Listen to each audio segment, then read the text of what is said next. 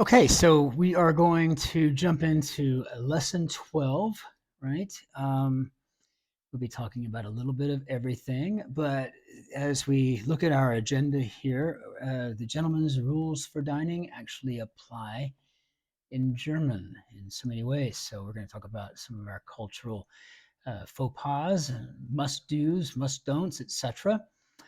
We will talk about IC and ICAL ending words, what happens to those, and then we're going to review the D, der, das principle.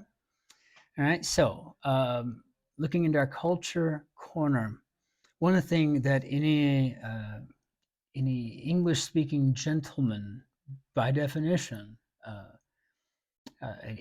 not the adjective, right?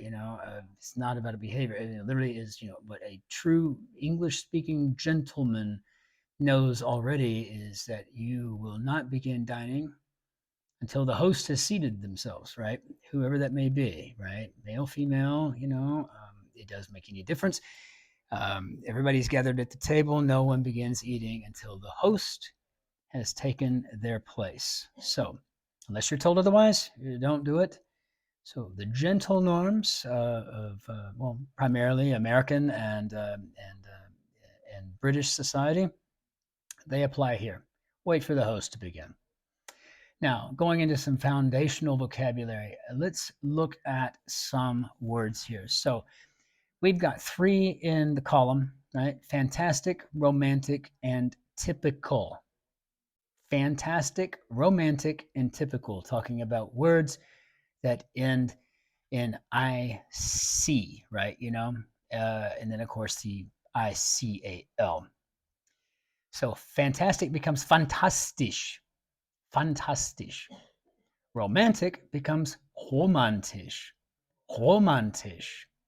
And typical is typisch, typisch.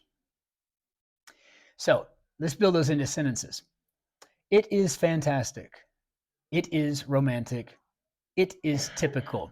Becomes es ist fantastisch. Es ist romantisch. Es ist typisch. Typisch. Remember that Y is an Y in German, right? So es ist typisch.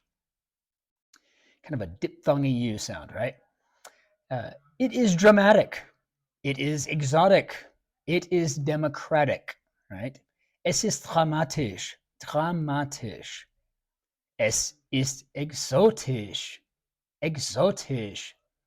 Und es ist demokratisch. Demokratisch. So, it isn't problematic. It isn't democratic. It isn't romantic, right? Becomes es ist nicht. Literally, it is not problematisch. Problematisch. Es ist nicht problematisch. Es ist nicht demokratisch. Demokratisch. Es ist nicht romantisch. Romantisch. Remember, the German R is very similar to the French R, right? Restaurant, right? So, es ist nicht demokratisch. Es ist nicht romantisch. Romantisch. So, now, the word dramatic. How would you say that in German? Democratic, dramatic, dramatic, democratic, all of those before we were saying dramatisch. How about romantic? Romantic becomes romantisch, romantisch. Exotic becomes exotisch, exotisch. Practical. What does practical become? Isn't that a bit of a curveball here? Praktisch, praktisch. But you tell me, how do you say enthusiastic? We'll cover that in the review before we begin lesson 13. Now, so I don't know, Google Translate that. Some logic here for the DDRS. This is going to be our review. Again, remembering words that end with OR, LING, SMUS, or IG have the masculine der article, der Motor. der Feigling, der Journalismus, der Honig. All right. Now, going to words that end with ung, kei, t, Schaft, tit, ich, Tion, heit, oder I become die, feminine articled, right? So die Ahnung, the idea, die Ahnung, die Möglichkeit, die Wissenschaft, die Qualität, die Semantik, die Situation, die Dunkelheit, die Bäckerei, die Bäckerei. Now remember, often but not always, words ending with an E also have the D article, like die Lampe, right? The lamp. Now, D is always used when speaking in plural, except in the dative case, and this can be a lifesaver too. Just remember, speak only of things in terms of two or more, and you're golden on this one.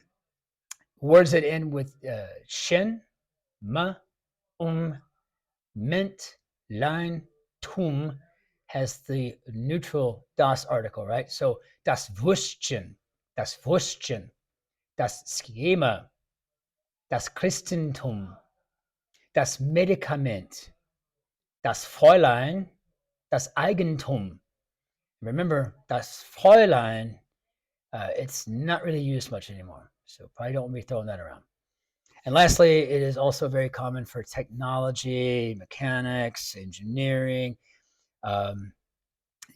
science words to have the das article in German. And again, that's probably because there was a time a couple hundred years ago when these things started to be coined into existence, that the need to get away from patronymics or matriarchal terms was no longer necessary. So we just went with the das, and probably a pretty smart thing to do. Okay, so we will be getting together soon for lesson 13. In the meantime, you can always reach out, send an email, leave a note in the comments, whatever you need, and we'll get this taken care of for you. We'll get it answered somewhere. All right, cheers.